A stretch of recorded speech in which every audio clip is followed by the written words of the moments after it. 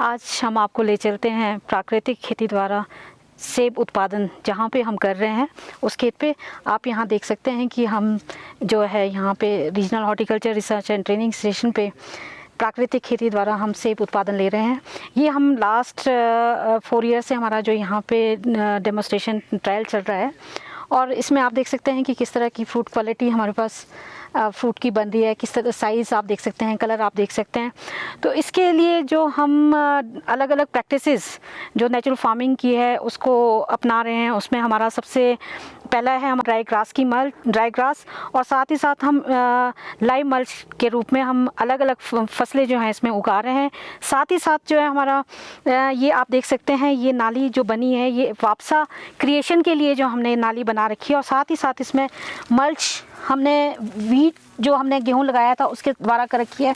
इसमें जो है वापसा क्रिएशन जो करते हैं उसमें एयर और पानी का जो अनुपात है उसको 50-50 रखने के लिए हम इस वापसा का निर्माण करते हैं। और इसको जो है ये वापसा जो है ये 3 से 4 इंच गहरी नाली हम बनाते हैं और उसको सूखी घास के साथ इसको ढक देते हैं। जब पानी काफ़ी ज़्यादा होता है, बारिशें काफ़ी ज़्यादा होती है तो वो ड्रेन होके इस वापसा लाइन पे आ जाती है और जब सूखा होता है तो अगर ज़रूरत पड़ती है तो हम इसमें सिंचाई कर लेते हैं।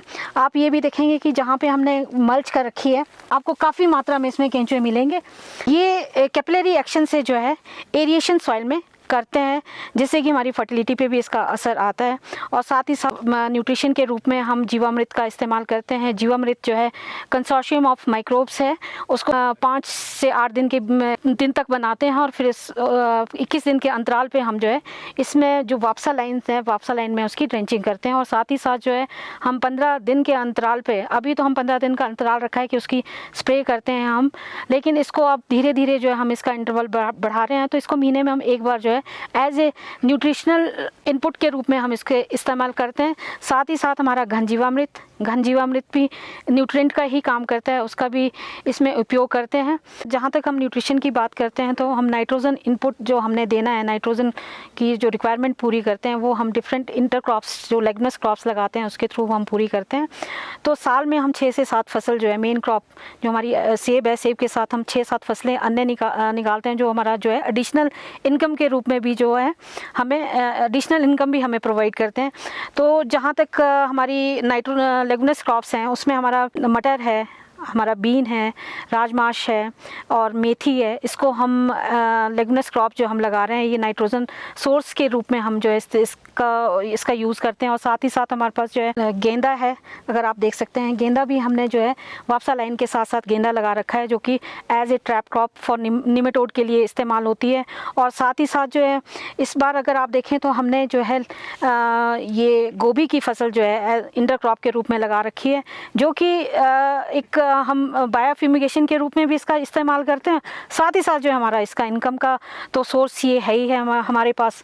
इस बार अगर आप देखेंगे हमने जो मल्च कर रखी है ये हमारी हमारा गेहूं निकाल के जो बचा वो हमारी जो है यहाँ पे हमने डाल रखी है। तो जो गेहूं है, गेहूं का जो मेन मकसद था हमारे लगाने का वो ये था कि इसमें माइक्रोराइजल जो पॉपुलेशन होती है वो ज़्यादा होती है। तो माइक्रोराइजल पॉपुलेशन अगर ज़्यादा हमारे सॉइल में रहे तो उससे क्या होता है कि फॉस्फोरस जो अपटेक है प्लांट द्वारा वो अधिक मात्रा में ले पाते हैं।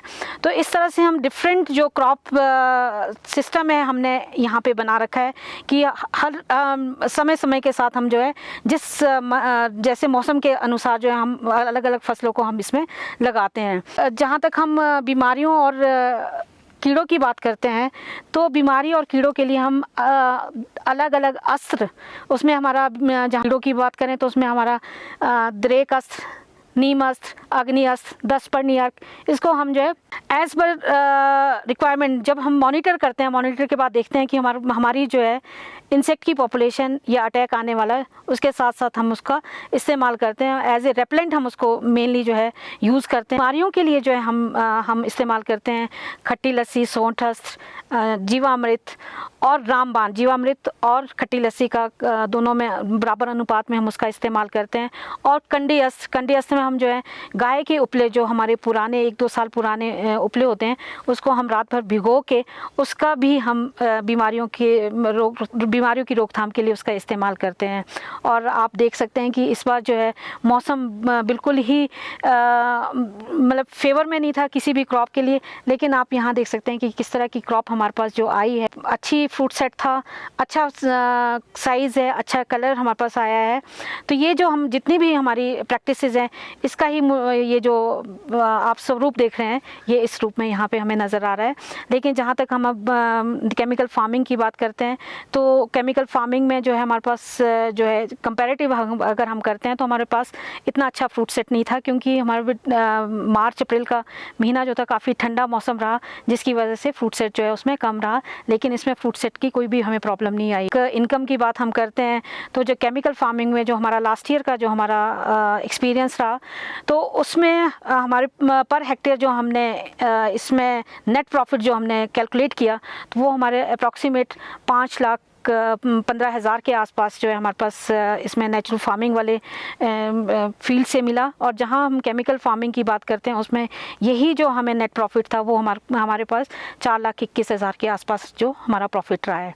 तो इस तरह से हम सोच सकते हैं कि किस जो हम प्राकृतिक खेती द्वारा जहां हम मिट्टी की उपजाऊ शक्ति को हम बढ़ा रहे हैं, उसकी उर्वरकता को बढ़ा रहे हैं, उसके साथ साथ ही हम एनवायरनमेंट को भी हेल्दी रखने में हम भूमिका निभा रहे हैं। साथ ही साथ जो है हेल्दी फूड जो है हम अपना जो है लोगों को हम प्रोवाइड करवा रहे हैं। प्राकृतिक खेती के अंतर्गत हमें विभिन्न जो हमारी फॉर्मुलेशंस रहती हैं उनों का इस्तेमाल करना पड़ता है। तो किसान उन्हों को अपने आप जो हमारे पास गाय का गोबर है, गौमूत्र है, उन्हों के द्वारा ही हमारी वो चीज़ें बनती हैं। उनको बनाने की विधि बहुत आसान रहती है। और जैसे कि आपका जीवामृत है, आपका बीज अमृत है, ये सारी चीज़ें प्राकृतिक खेती में इस्तेमाल की जाती हैं।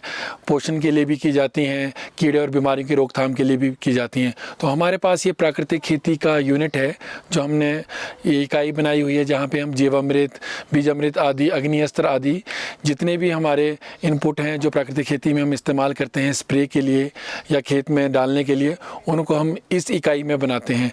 तो आप ये देख रहे हैं, ये ड्रम है 200 लीटर के, जिसमें जीवामृत का हम निर्माण करते हैं। इसको बनने में यहाँ की कंडीशन में कम से कम 6 से 7 दिन लगते हैं। जो यहाँ ठंडा इलाका है, 7,000 फीट से ऊपर का एरिया है ये। जब ये तैयार हो जाता है उसके बाद इसको 2 तरह से इस्तेमाल किया जाता है। डायरेक्ट इसको नालियों में ड्रेंचिंग भी की जाती है और दूसरा इसका छिड़काव भी किया जाता है। अमृत हम यहाँ पे दोनों तरह से इस्तेमाल कर रहे हैं। नालियों में भी डाल रहे हैं, जो हमारी वापसा लाइन है उसमें हम डालते हैं पौधों के पास, और उसको फोलियर में भी जो स्प्रे करते हैं, जिसमें हम इसको थोड़ा डाइल्यूट करके पौधों के ऊपर स्प्रे करते हैं। तो ये एज ए पोषक तत्व हमारे जितने इसके अंदर नाइट्रोजन, फॉस्फोरस और पोटाश और जितने हमारे सूक्ष्म पोषक तत्व है, वो सब कुछ मात्रा में इसके अंदर पाए जाते हैं। तो उन्हों के द्वारा पौधों में पोषण की आपूर्ति होती है। जो हमने ये प्राकृतिक खेती की इकाई बनाई है, ये इस तरह से बनाई है कि ये हमारे जो नीचे ट्रायल है उसके मुकाबले ये थोड़ी हाइट पे है। तो आप देख सकते हैं कि जो हमारे ड्रम है, ड्रम के साथ हमने कंट्रोलर लगा के रखा है। तो जैसे ही हमारा वो फॉर्मुलेशन तैयार होती है, तो कंट्रोलर के थ्रू ये पाइप के द्वारा हमारा डायरेक्ट हम ड्रेंचिंग खेतों में दे सकते हैं। और ये ग्रेविटी के बेस पे जाता है, इसके लिए किसी मोटर की आवश्यकता नहीं है। हाइट होने की वजह से ये पाइपों के द्वारा जीवामृत है या कोई और अस्त्र है, वो हम डायरेक्ट ड्रेंचिंग के लिए खेतों में दे सकते हैं। उसके अलावा इसी पाइप के द्वारा अगर हमें फोलियर के लिए जीवामृत तैयार करना है, तो उस पाइप के द्वारा ही नए ड्रम में थोड़ा सा जीवामृत 20 से 25 लीटर निकाल के उसको 200 लीटर में डाइल्यूट करके फिर छोटे पंप के द्वारा, अगर छोटे एरिया में करना हो तो जो छोटा पंप है उसका इस्तेमाल किया जा सकता है, और अगर ज़्यादा एरिया में करना हो तो आप बड़े पंप का इस्तेमाल करके पौधों के ऊपर उसका छिड़काव कर सकते हैं। दोनों विधि से जीवामृत को हम पौधों में दे सकते हैं, जिससे पोषक तत्वों की आपूर्ति होती है। जैसे हमने आपको प्राकृतिक खेती के विषय में आज ये जानकारी दी है कि किस तरह से प्राकृतिक खेती में विभिन्न फसलों के साथ सेब की खेती की जा सकती है, तो मैं किसान भाइयों से यही अनुरोध करना चाहूँगा कि जो सिस्टम हमने आज आपको दिखाया है कि प्राकृतिक खेती के अंतर्गत सेब में आप कैसे कि विभिन्न फसलों को ले सकते हैं, तो आप इस सिस्टम को एक बार ट्राई करके देखिए। आप बड़े पैमाने पे नहीं कर सकते तो आप अपने बगीचे के किसी छोटे एरिया में करके शुरू कीजिए। कीजिए, क्योंकि इससे ना केवल आपको एक स्वस्थ और अच्छा सेब का उत्पादन होगा, बल्कि आप एक साथ कई और फसलें भी ले सकते हैं, और उन फसलों के द्वारा जो आपका सेब पे लगने वाला जो खर्चा है वो आप कहीं ना कहीं उस खर्चे को उन 6 फसलों के द्वारा मीट आउट कर सकते हैं। तो ये एक बहुत अच्छा जो हमने अभी तक यहाँ पे शोध किया है, उसके अनुसार इस सिस्टम में आप आसानी से एक अच्छी इनकम ले सकते हैं, और एक अच्छा फ्रूट, अच्छा सेब जो है वो आप मंडी में भेज सकते हैं। और अगर आपके पास सर्टिफिकेशन है, अगर आप रजिस्ट्रेशन कराते हैं, तो आपको प्रोड्यूस के दाम भी अच्छे मिल सकते हैं। तो मैं सभी किसान भाइयों से अनुरोध करूंगा कि वो एक बार इस तकनीक को अपने पास ट्राई करके देखें, ताकि वो भी इस तकनीक का बेनिफिट उठा सकें। धन्यवाद।